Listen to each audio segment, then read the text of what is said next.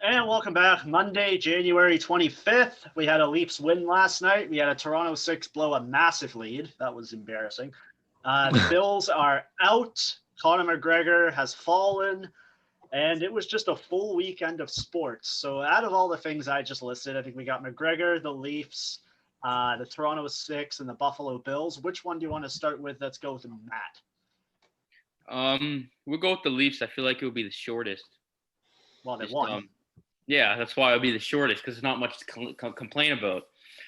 Jack Campbell stood in his head.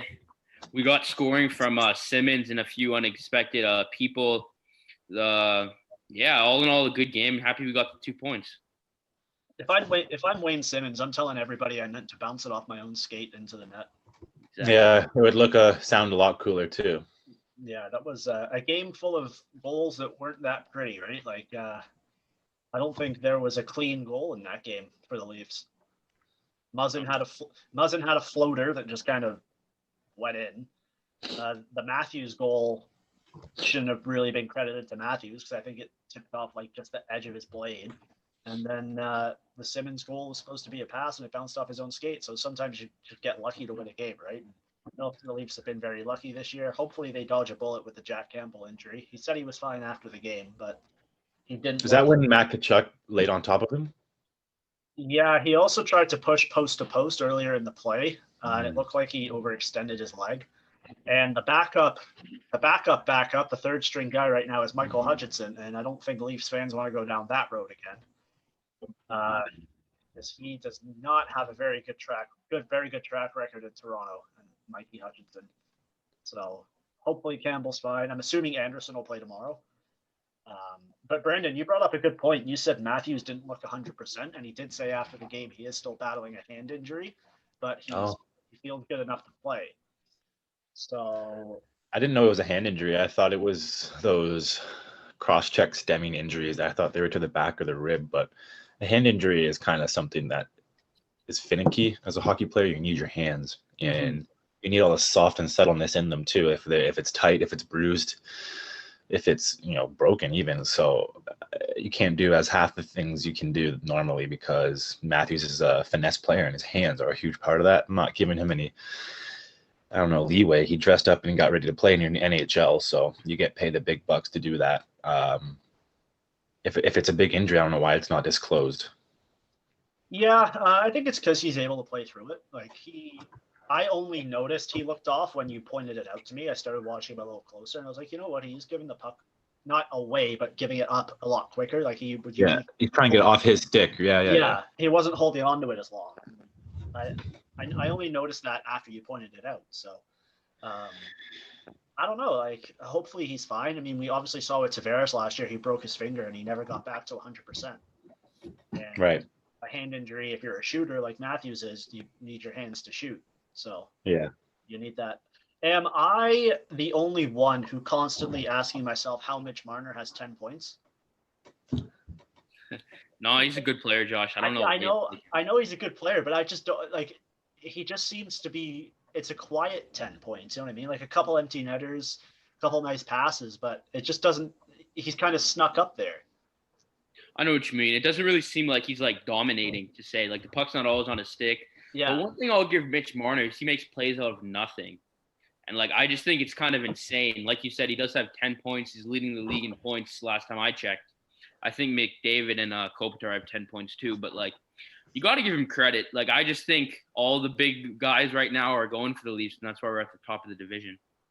Yeah, you said all the big guys. I would like to see a little more from Nylander. He's kind of dropped off after that first game. He had a nice assist. The first couple of games he went pretty well, but maybe that was because I don't know. Do you guys think just Tavares and Nylander on the second power play unit and it kind of gets mixed up all the time? Do you think that kind of affects them? Because John Tavares has all power play goals. Nylander was good on the power play, but can you sustain the two units for the long run, you think, or should we load up power play one? I don't understand why you don't load up power play one. That's kind of what I think. I just think like you saw Simmons get a power play goal, but like when our power plays was Simmons, Thornton, Marner, Riley, and Matthews. Marner, Riley, and Matthews are the only ones that touch the puck. And on the second unit, the only ones that touch the puck are Nylander and Tavares. So I just feel like what, like, you know what I'm trying to say? Like, I know Thornton and Simmons are good to get involved, but I would just say screw it and load up power play 1. I understand the balancing of your 4 lines. I don't understand balancing your power plays, because if you load up your power play 1, you don't need your power play 2. Exactly. Right? Whoa. Like you can load up power play 1 and have them out there for a minute 40. Yeah. Right? So, Brandon, You want to hear some breaking news? Sure. I guess. I don't know. You probably maybe you don't. I don't know. The NHL has issued a ruling on the status of former Arizona GM John Chaika. Haven't seen the full document, but there is suspension. There is a suspension through December 31st, 2021. Wow. So I don't know what happened there. Do you know anything? That was that. Remember that whole combine thing we talked about a couple months ago? Where Yeah. So them trying to recruit differently or do different kind of. Yeah. So there you go. That kind of broke, I guess. I don't know if you heard about that, but he doesn't have a. Who's he with now? Chaika. Yeah. I think he's doing some marketing thing for New Jersey. I heard that was a job. So I don't know if it's like hockey specific, because that New Jersey owner is like a billionaire and he owns other sport teams. So I think it might just be a broad job just with more pay behind the scenes. Yeah, I know Josh and I watched this, so we'll move right along. I don't really know too much about that, but our boys and the Buffalo Bills. Do you want to talk about them or do the Toronto Six first?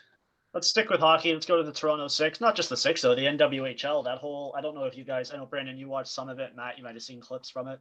The NWHL kicked off their bubble, Lake Placid, where at Herb Brooks Arena, where the Marathon Ice took place, and they played their first 6 games of the season. Toronto Six started the season off against the Rivs? Yeah, the Metropolitan Riveteers. Lost 3-0. They played well, outshot them 40-19, but they got goalied.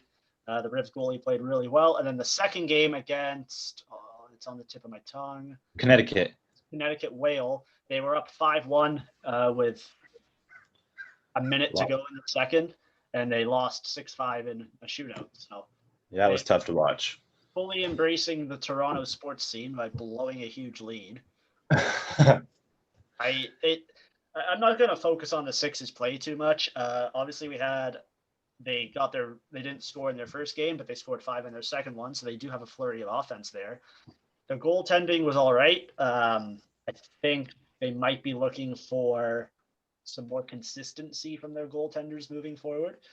But, it's their first 2 games. Like Brandon and I interviewed Digit. They haven't practiced together. Right? These 2 first games, they're not out of it yet. They still got 4 games left to push into a playoff spot, but it was nice to see. And I just want to touch on the presentation of it. They're doing all their games on Twitch. I thought it looked really good. I like the chat on the side. They're doing a really good job of including everybody in the game. And they got some different camera angles that like NBC or CBS or TSN don't have. I love that bench angle where they cut to the bench and you can see what the coaches are saying to the players. I thought it was it was presented really well. The only issue I had with it is when they score a goal, they turn the lights off. I didn't get that. Yeah, that's what they do with the Bulldogs. Used to do that. Yeah, it was weird. Because the first goal was scored and the lights went off. I'm like, power surge or something. No. No, and then I think it was the second game on the first day. Maybe it was the third game. The Twitch feed went down. And the only way to watch the games are on Twitch. So they actually paused the game for 20 minutes so they could get the Twitch feed back up for everybody to watch. So wow. They're really embracing their viewers. And shout out to Alyssa Turner, who's been doing a great job of covering the Six and Metropolitan. So keep up with them on Twitter. But the Six, they play again tomorrow. Hopefully my jersey will be here by then. Let's get to the Bills. Matt. Yeah, that was good coverage of the women's game. I think they're doing a great thing, just marketing stuff. You saw it on SportsCenter, and I think every shutout we give them are just other brands and television. That would be good, and it's kind of cool that's going on Twitch. It's definitely younger generation. I know a lot of my friends watched on Twitch, and Twitch is a big media outlet. But going to the Bills, Josh texted me when I think it was 9-0 Bills. He didn't. I don't remember the exact words. He didn't say we had it in the bag, but he said the Chiefs look off or something. And did you guys actually think the Bills were going to blow them out? Because the whole time I kind of felt like the Chiefs were going to win. Yeah. No. No offense to you Bills fans, but I would have been shocked if they beat Kansas City. When Kansas City turned it on, it was done. I had a moment of hope from when they dropped the punt, and then the Bills. I was like, oh, maybe they don't have it today, and then they scored a touchdown, missed the field goal, and then they stormed right back up the field, and I'm like, oh shit, here we go. And then it was, I don't know, like, I'm proud of the Bills for what they did this year. Like, they made it to a Final Four. That's something, I'm sure we would all die for a team that we cheer for, but I just think if you come into that game, maybe better prepared, because they kept referring it to it on the coverage, on the TV coverage, as sticky coverage. Like, nobody could get open. It was, Kansas played them so well defensively, and Josh Allen at times just looked lost. Mahomes never really was challenged, and when a defender got into the box with Mahomes, they didn't give him a rough time, right? And yeah, but just to go back to that, like, I don't think anyone can shut down Travis Kelce and Tyreek Hill. Like, you know what I mean? Just to give Bills the credit. They tried, they fought. You saw them try to push people out of bounds. And, like, you're right. They didn't get to Mahomes at all. They definitely needed a new defensive game plan. But, like, even if you're Tampa, like, we don't need to jump to the Super Bowl. But, like, I just don't see how people can guard Kelce and Hill. No, I don't see it either. Tampa's it's gonna be a battle of offenses in the Super Bowl for sure. And maybe we'll probably we're definitely gonna have a show before the Super Bowl, so we can talk more about that closer to the Super Bowl. Yeah, we have a Super Bowl show. Sure, we can do a Super Bowl show. But it was hard to watch, because I know Brandon said that if the Bills won, he was gonna jump through a table. So I'm kind of upset about that. But I was having a rough day yesterday. I was like against the world, and even when the Packers lost, it didn't seem right, because after I saw some chintzy plays, calls, non-calls in that Buffalo Bills game, that just led me right to the corrupt side of the NFL. That just, they had to get the ratings for the young goat and the old goat in the Super Bowl. I don't know if that's what had happened, but I mean, Tom Brady took care of business, but I think it's kind of blown. It was a huge opportunity missed for the Bills to make a good game out of yesterday. I don't know if it was something to do with a little bit of chintziness on the side, but I don't like the fact that everyone's really just overlooking the fact that, I'm pissed off. I'm pissed off that the Bills lost, because it's just this young goat and this old goat thing I see everywhere. You've seen it everywhere. It's kind of embarrassing to the fact that it seems overshadowed by a team game now. Yeah, you mentioned Brady and how he got it done. I didn't watch that game because I can't stand watching Tom Brady, but what I saw, he threw 3 picks and they still won. So that's kind of if you pick off a QB 3 times, you should probably win that game. And so Green Bay couldn't get it done. So maybe that was written in the stars from the beginning of the game. But Matt, did you watch the Green Bay game or no? I watched all the games, and like a lot of people talk about the 3 picks, the penalties, but I don't know if you guys saw it, but it all kind of came down to the just before the 2-minute warning. They had 3 plays on the goal line, literally, probably 8 yards left, and Aaron Rodgers and Matt LaFleur couldn't get it done with the play calling. They elected a field goal, and they thought they were going to get the ball back from Tom Brady. So that is just kind of the biggest takeaway from this game. I know people talk about the penalties, the picks, was that pass interference, did he grab his jersey, all that stuff. But in my opinion, it came down to that, and like Matt LaFleur and Aaron Rodgers didn't get it done. Like if they scored a touchdown there, like they would have had to go for 2 and stuff. But like if you have Aaron Rodgers and you have 4 plays to get a touchdown, you get a touchdown. You know what I'm trying to say? Yeah. Yeah. They didn't even go for it on 4th down. Like they practically gave, like as soon as Brady gets the ball with 2 minutes left, you're not getting it back. Right. And the Bills kind of went through the same thing too, because they on the first drive of the game, it was 4th and 1. And they went for it. I was like, perfect. That's what you got to do against this team, against the Chiefs. Be aggressive on those 4th and whatevers.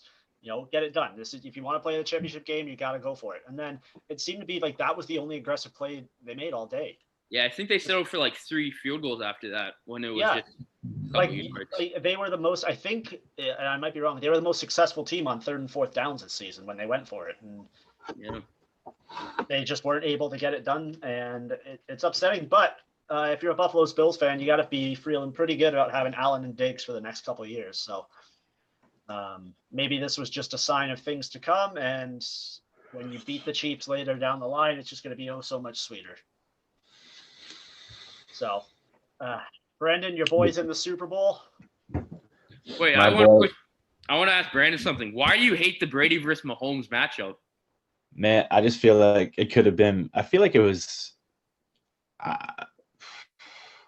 I think I said at the end of the statement, it overshadows a team game. Like the Buffalo Bills bring a team aspect, a fan aspect, a mafia aspect, if you will, and the Chiefs bring a superstar quarterback who came off a week of concussion. Like I don't even understand turf toe and how he could play through it. Like it's all just a bunch of words being said right now, and I don't believe what I'm seeing. To see like it kind of, it was favored. I was betting against the Packers, but the Packers lost. I don't know what's going on. I was trying to see more of a team aspect, and the Bills make a better game out of it. I don't know if I'm disappointed in the Bills, or I don't know if I think everything's corrupt. So I think I figured it out. Roger Goodell has it out for you. I hate Roger Goodell, man. Yeah, he found your Twitter and he's like, I'm gonna screw this guy over. No, it's nothing personal. The young goat and the Tom Brady thing. I mean, they are the best, but it shies away from the whole team aspect of the sport. Right, and I don't know. It's gonna be a good Super Bowl. The Super Bowl always delivers. Oh no, it's gonna be a great Super Bowl. Mention the first time ever the home team has had the home field. The Tampa Bay Buccaneers. So that's my question, because the whole idea of holding a Super Bowl in a neutral site is so nobody has home team advantage. Matt, you might know the answer to this. Are they going to present the game as a neutral site game, or is it going to be presented as a home game for the Bucs? No, they present it as a neutral site game, and like it's not like you can just buy your way in. I think I don't want to get the numbers wrong, but I want to say it will be half capacity, and a lot of that will be the first line responders and stuff. I think we talked about the last episode. So like the Bucs, they might have a home team field, but like in terms of like the logo and stuff, the NFL does brand it as the 50 it's Super Bowl, whatever Super Bowl number it is. Right. So like, no, I don't really think home field will be that much of an issue. Okay. Now I was just wondering about that, because it kind of, you go to the Super Bowl and it's always a neutral site game, right? Which I think makes the most sense. Yeah. And also, just to come to the league's defense, it was announced that it was going to be in Tampa before Tom Brady joined the Bucs. Well, Tampa made the most sense at the time too, because it's in Florida, and you're probably going to be able to get a crowd in Florida. That's why just going out like WrestleMania, they want fans this year, so they're doing it in Florida. But Josh, I think it was announced even before like COVID. Like I think they announced it like. No, you sure? Wasn't. Yeah. Okay. Because I think it was the 2-year Florida thing, because it was in Miami last year, so I think they sold it as just a Florida package. It was supposed to be in Vegas this year, I believe, because of the new stadium. Oh, maybe. I think. I might be wrong there. Maybe I'm getting it mixed up with something else. Yeah, it's not just to kind of maybe not wrap up football, just to kind of get the gears going. I know we're probably going to talk about more of the Super Bowl, but just initial reaction, who's winning it? Chiefs. Tom Brady. I don't think you can compete with Mahomes. No. The X factor though is always Tom Brady. Like you just at this point, who can doubt him? But I just like this Chiefs team over the last 2 years has just been so dominant, and nobody's been able to compete with them. And if the Bucs win, I wouldn't be surprised, just because of the fact they do have Brady. But if looking at it from just a team versus team on paper matchup, it's got to be the Chiefs. Okay. So, what do you think, Matt? I have no idea. Oh, okay. Let's go Bucs. All right. We'll have to have a little side bet on the show. That's why I do it. All right. So speaking of commissioners having it in for someone, do we know if Dana White got his guy? Dana White did not get his guy, because I saw on Twitter, Instagram, the internet, I have no idea how much money they lost, but everyone I know watched it illegally. I'll just put that out there. You know what I want to mention? I was watching the Pat McAfee podcast before I hopped on here, and they were talking about the same thing. And in the States, the ESPN Plus service was down for a lot of people. And a lot of, I guess, internet individuals are saying that that's what Dana White gets for crossing people who hack streams.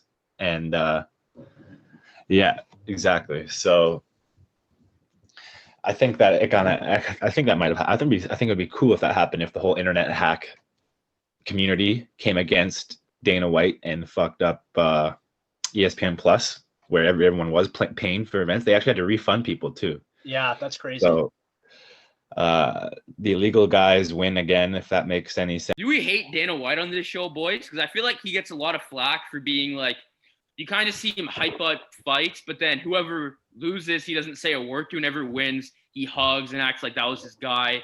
Like Eminem was yelling at him, and I feel like that was an act. That was part of a music video. Oh, it was? Yeah. What? Yeah, that wasn't an actual Sports Center interview. It was for an intro to his music video. Well, regardless, Eminem was spitting facts, which was hilarious. Yeah, I don't know. I don't like Dana White. What about you guys? I don't mind Dana White because he knows how to promote, and I'm all about when I see sports, I want to be entertained, and Dana White knows how to promote a fight, entertain a fight, and get interest in a fight. But I do see where you're coming from when you say he only talks about the people that make him money. He didn't talk about any of the other losers from the fights, but when someone asked him about McGregor coming back, he talked about him for like 10 minutes because he knows that next McGregor fight is going to make so much money. Yeah, I know, but I just feel like all these guys retire, and then they probably want to retire for good. And he always comes back with, "Oh, this guy, I know he's gonna fight. He's gonna fight." So like, it just kind of makes it seem like he doesn't really give a fuck about them, like personality wise. So McGregor was the original one to do it. He said he was going to retire. Yeah. He came out of retirement to fight Floyd. No, but that's more of a money thing. If you make $100 million, yeah. But like, I heard that he only made like $5 million for last night. Well, he did, but that's huge in UFC payouts. No, but I'm saying if you already have $100 million, if I'm McGregor, I don't understand why I come out just for a $5 million fight. McGregor's gone through some shit. I think we can all agree that over the last couple of years, he got his ass kicked by Floyd, and then he lost to Khabib. He had a rebound fight against Cowboy. I might be missing one in there, but I think that's what he's done. And then, he's grown up with his kid, and I think he's kind of seen that, like, yeah, he has the money now, but he's a fighter. He always has been. If you go back to his roots, he was like, he's always wanted to be in that cage. So I think it's more that mindset where he doesn't think he's done in the cage yet. And, he doesn't need the money. Trust me, after last night, he should think he's done. I don't think he's done. He's done. Well, I don't know if he thinks he's done, but talent-wise, he's done. I don't think so. I think once he gets the ring rust off, he'll be fine. They've said that for the last like 3 fights, though. You know what I'm trying to say? I mean, he was all over Cowboy when he fought Cowboy. So I know, but like, don't forget though, Dustin Poirier is a great fight. Like, that's not taken away from Poirier. Poirier is a fantastic fighter. No, but that wasn't the same fight last night as it was all those years ago. Do you know what I mean? Like, he looked like a different fighter, and he's kind of losing his step. And I just feel like he was trying to box. Exactly. Like, he always loses on the ground, and then you look at where the UFC is going with Khabib. Like, whoever's on top, you kind of try to make your model more like him. Like you see in basketball, everyone wants to be Steph Curry and pull up with threes. You see it in boxing. It's a lot more defensive now. That's why people saying it gets boring. And I just think all these young fighters are going to, Conor gets tired, take him to the ground, and let's just make this ugly. So the thing with Khabib is, and everyone's asking, why doesn't Khabib get the money fights? Why don't people want to watch Khabib? It's because his fights are boring because he takes it to the ground. Nobody wants to see that. But people forget, like, in boxing, UFC, to, like, win consistently, you kind of need to be boring. Do you know what I'm trying to say? Like, I know what you're saying, but yeah, like I just touched on earlier, sports is about entertainment. People want to be entertained. But if I'm a fighter, like, I think Mayweather always said it, I don't really care. You know what I mean? Because I'm winning. Like, everyone built up the Pacquiao-Mayweather fight and all these fights, and they're like, oh, it's a letdown. It was boring because the guy who's supposed to win won by doing what he does best, and what he does best is boring. You know what I'm trying to say? So I just feel like all these people need to understand that it's actually a sport, and it's not just, oh, we're boxing, we're going to stand there and beat the shit out of each other. Like, you actually need, you know what I'm trying to say? So I just think a lot of fans are trying to hop on this fighting wave, and, like, especially for me, like, I would say, like, I'm not the biggest UFC guy, so I don't pretend like, oh, I'm going to get so excited for this fight, because they don't just stand there for 5-minute rounds and beat the shit out of each other. No, they don't. But like, some guys, if you get two boxers in there, you probably will see a lot more punches thrown than if you get like a jiu-jitsu guy against. Do you think that fighting style is dead of just standing there and trading them? I think it should be. I don't know. That women's featherweight flyweight fight was they were throwing some bombs. So I don't know. I think they are good. You're going to see more of a trend towards fights that are going to have two guys or girls standing up and swinging than fights on the ground, because nobody wants to see a wrestling match on the floor. But if I'm a fighter, I don't care. That's my point. But who pays you? If you're the sport, who pays you? Well, you get paid for wins and belts, not how you do it. But how do you get that money? Through views. Wins and belts. No, you don't. No, it doesn't matter. If you have 0 viewers, you're not getting paid. No, but I'm just saying people watch because the winner gets a belt. So I'm saying even if I win and it's boring, like the Mayweather Pacquiao thing was huge because Mayweather's undefeated and Pacquiao was close to it. Like, you know what I mean? It's always that 50-0, this and oh. So Khabib, he's never lost. So I just think even if Khabib, his next fight is against you, people are just going to watch because he's undefeated, you know? Dude, I'm not stepping anywhere near that guy. Yeah, I know. I just want to pick on you. That'd be funny. Brandon, you watched the fight, right? No, did you? I saw highlights. Yeah, I saw highlights. No, I watched it. I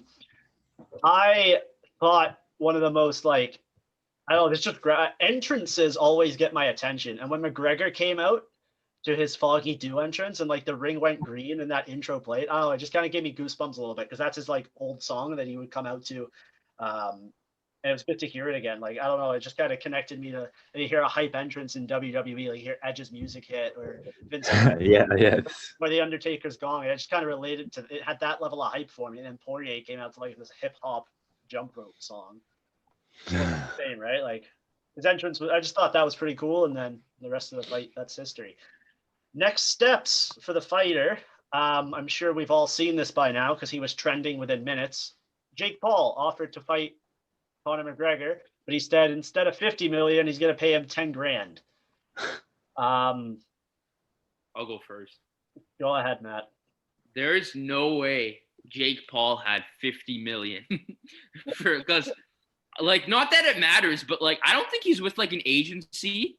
And I think all of his YouTube fights, I know they got the Staples Center once, I think, but I think it's more just I book it and then whoever shows up. Because he was putting on Twitter and Instagram that I'm fighting April 13th, but I don't know who yet, but I have it booked. And it's I've never seen that strategy before. So it's an open challenge. Yeah, it's like booking a wedding place for a wedding and not having a girl marry and just say, whoever wants it. Matt, you bring up a good point. I just Googled Jake Paul net worth. He's only, I always say only, but he's worth 11.5 million. So you might be right. There's no way. Dude, I saw he was selling his house that he bought for 2 million for 8 million. And it's dude, even if you sell your house, you won't even have a fifth of that. So I know he's a troll and it's funny and entertaining me because I kind of do think it's funny. I saw a video of him on the beach. I'm not laughing at what he's doing. I'm laughing at him thinking he has a chance to do this. But I'm laughing that he thinks he has 50 million. He might. I'll bet you everything I have he does not. And even if he has 50 million, why would he put all that towards the Conor McGregor fight? Just to get his ass kicked? Yeah, exactly. Even if they fight, they're not going to make more than 50 million. You think? A boxing match. Him and McGregor. I don't know. I'm just trying to hear. He says the deal is real. He got the money from the bank or something. I don't know. It's a real check he had, so I don't know where he got it. You can write out checks that aren't real.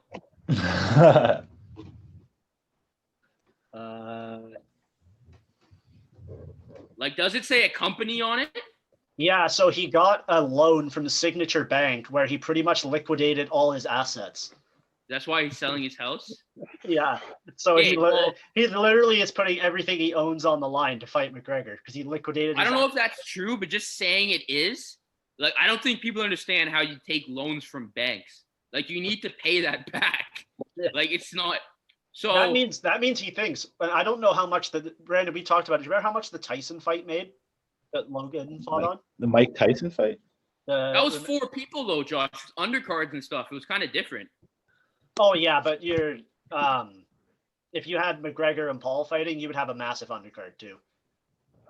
Yeah, but my whole point is if Jake Paul's people, I don't even know if he has people, are the ones planning this, I'm not gonna bet on it doing well. That Mike Tyson fight, Like Jake Paul was just invited. Like, you know what I mean? Like Tyson was gonna fight regardless. Yeah, I guess. I Wow. just think I'm tired Okay, of. so how about this? The Mike Tyson and the Roy Jones fight generated $80 million in revenue. Yeah, but Jake Paul gets out of that what, like 6 million? Like Probably not. Jake didn't fight. Logan fought. Wait, who? No, Jake fought. who fought the boxer, Brandon? Was it Jake or Logan? You mean who fought Nate Robinson? Yeah. Jake Paul fought Nate Robinson. Oh, Jake did? Okay. Yeah. I mean, I guess we'll see. I don't know. I guess our questions are going to be answered because one of them's fighting Mayweather, so we'll see how much that one brings in. Yeah, Logan Paul, I think, is supposed to fight. You know what's weird? I heard about that for like 2 days, and I haven't heard them anything since. Is that still happening? Yeah, it's still happening. I can't remember when, though. Yo, do you think Mayweather's broke? Like, why is he doing this? Like, I saw him on Cameo for only $800. Only $800? No, but I just mean, like, if you have as much money as he makes and you still have it in the bank, you don't need to be on Cameo for $800. I don't know, man. I'm interested to see how much that fight generates because I think that'll kind of put direction towards what McGregor's going to do. I guess. But so just to conclude, Dana White didn't catch his streamer. That's embarrassing. That's funny. All right, Brandon, what's next? What is next? You had something you wanted to bring up, no? You wanted to go off on somebody. On somebody? On the Packers? Yeah, you told me to remind you wanted to go off on someone. Nah. You're killing me here. Oh, well. Anyway, I sent you guys this earlier. We're going to touch back on hockey. Apparently, Patrick Laine was bullied in Winnipeg. Oh, wow. Yeah. By, was it Mark Scheifele and Blake Wheeler? I think it was everybody. What do you, and I saw the reasonings, and I don't know how, like, trustworthy this source Wait, Josh, what was the reasonings? Because I haven't heard just give us the backstory, and then we'll talk about it. Yeah, so apparently they would, like, put sand in his skates and stuff, which is kind of a dick move. Like, that's tough to get out. But also, they felt threatened by him because he was supposed to be, like, a left winger or something, and Scheifele didn't want to give up that role. And then Paul Maurice apparently didn't have enough balls to stand up to it. So there was a lot of that going on, and Laine never felt comfortable standing up for himself because he was still seen as a rookie. And Wheeler also thought it wasn't fair to Teemu Selanne. I don't know why Selanne plays a role in this, that a new Finnish legend would come in and take Selanne's spot. So okay, so just to recap, Winnipeg was bad for a while. Like Scheifele and Wheeler, it took them kind of a second to get going, and they had some top 10 picks or high picks, and they picked Ehlers, Connor, and I think Laine was the next one. So he gets picked second overall. It's kind of the him versus Matthews debate. And I think in his first year, he scores like 38 goals. Next year, he scores like 44 goals or something crazy before he had like a really bad year. So what my interpretation of this is Mark Scheifele and Blake Wheeler are jealous because maybe not now, but back then, Laine probably had the most jerseys, and they probably just heard Laine this. So Scheifele and Wheeler teamed up, bullied him, didn't want him on his line, and just was really mean to him. And that's why Laine's been emotional for the last 2 years. Is that a recap? Yeah, you put it like that. That sounds really stupid, but yeah. No, it is stupid. That's why I put it like that. It makes zero sense.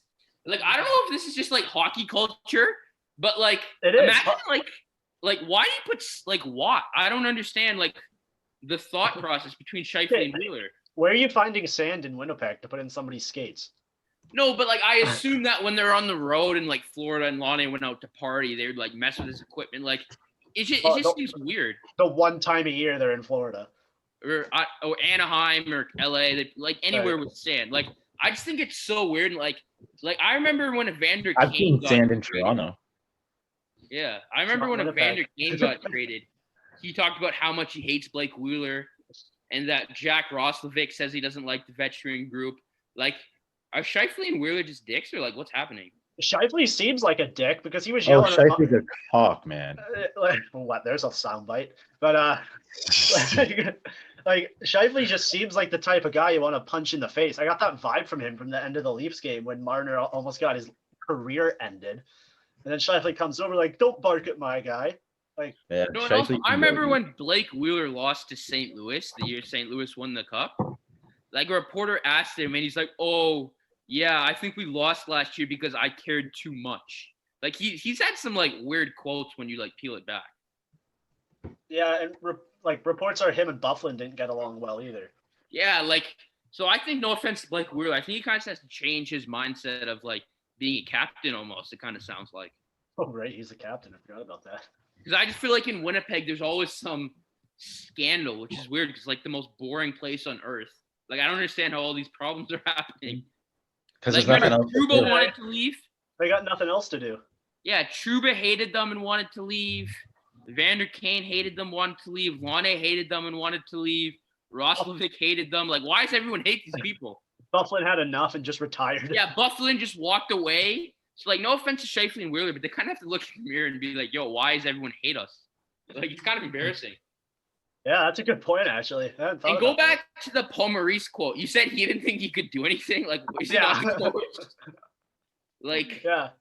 I don't know. Like, I don't want to give Winnipeg all the clout and stuff, but like, if Shifley and Wheeler think they're hockey gods, they're clearly mistaken. Oh, I agree with that 100%. Okay. So just to kind of go back, should we touch base in the Canadian division, just how it's shaking out, if you think Montreal is legit contenders, and just talk about our division real quick? Yeah, Montreal's a contender. Toronto's still the best team. Calgary looks more dangerous than I thought they would. Edmonton and Winnipeg are jokes. Vancouver's terrible, and Ottawa's fun, but not good enough. Wow. Okay then.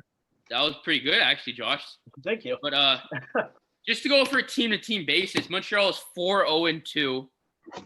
Do we honestly think, like, when you said, I think, did you say contender? Did I hear you right? Oh, they're a contender, but Like for the Stanley Cup or just to win the division? no, to win the division. Okay. So what do we think is holding Montreal back? Because in my opinion, I know Suzuki and Kotkaniemi have potential, but until one of them breaks out as a true number one center, that can be a point a game and just be a beast. I don't see them beating Matthews, Tavares, McDavid, Okay. Draisaitl. You know what I mean? Because like, yeah. So here's the thing. Montreal has lost 2 games. Who did they lose to? They lost to Toronto. Toronto and I don't remember the other one. Right. So one of their losses was against Toronto. They played well. They didn't win. They have played, I think, all of their wins come against Vancouver or Edmonton.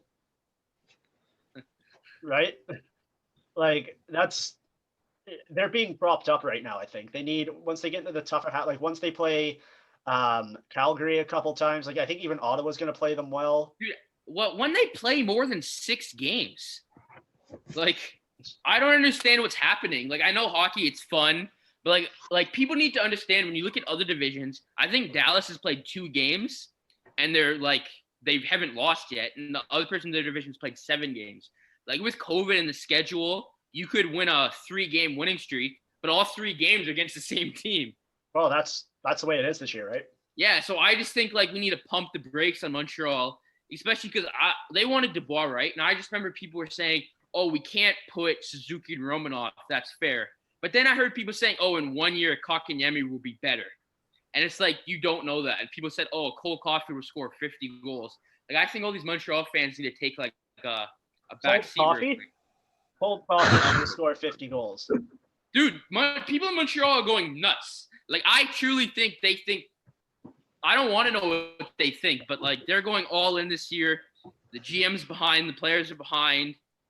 Like, I don't know, man. Like, it's going to be a shame when they get bumped in the first round. Exactly. Like, I think they built this year just to go on a run for this year and didn't think about the year after, the year after, the year after. Like, yeah, they have some good prospects, but, like, do we really think Joel Edmondson and Ben Sherratt are going to ever play this good in their hockey careers again? No. Exactly. And even, like, Petrie and Gallagher are starting after this year. I think they each have, like, 4 to, like, 7 years of making above 6.5. Like, so, no, and Josh Anderson, 7-year deal. Like, I just think if I was a Montreal fan, I would pump the brakes and hope that Suzuki and Kotkaniemi and Romanoff can still develop. Because I think you're gonna be a lot more likely to win when those guys are in their mid-20s than you will with the core of like Weber, Price, and God knows who. Yeah, you're probably right there, but oh, it's definitely been more fun because every game matters, right? Yeah. And just to go, I hear these fans are going nuts. What are wrong with the Vancouver Canucks, boys? Brandon, I'll let you take this one. Yeah, apparently Elias Pettersson hasn't done anything, and that's of surprise to me. I honestly had them as a sleeper, to be honest. I thought that they were going to come out hot with Holtby just finding himself in a new place. Haven't heard anything from any of the elite scorers. Besser, Horvat. I don't know who would put it on individually, but I mean, what do you guys think that's faulting the Canucks? Inconsistent play. Their stars haven't shown up. They're relying too much on goaltending when you just simply can't there. And their first 2 or 3 games were against Calgary. They got outplayed there. I mean, fans of Vancouver must have been just going nuts watching Josh Levo and Jacob Markstrom wreak havoc on them. Like, what the hell? Those were our guys last year. Like, imagine that. We tune in, and then all of a sudden the Habs have Freddie Anderson and I don't know, some guy who's comparable to Levo, right? It's like that's bad, but speaking of the Leafs, and Tyler Ennis went on waivers today. The Leafs are looking for another forward. Who do we think? Do you think that's your answer, Tyler Ennis? I love Tyler. I love the maturity he would bring to someone like Robertson, who might not get enough attention from the guys he needs, like Tavares and Matthews. So why not put Ennis in there to guide him a little bit? I'm not saying that Ennis is the guy, to be honest with you. I think we're just talking about him because he was put on waivers today. Yeah, it makes sense. He was the ones in a Leafs jersey, but he's not a game breaker, deal breaker, game changer by any means. Right. I don't think they're looking for a star forward. Probably just looking for some depth with the injuries they have. That's a depth player.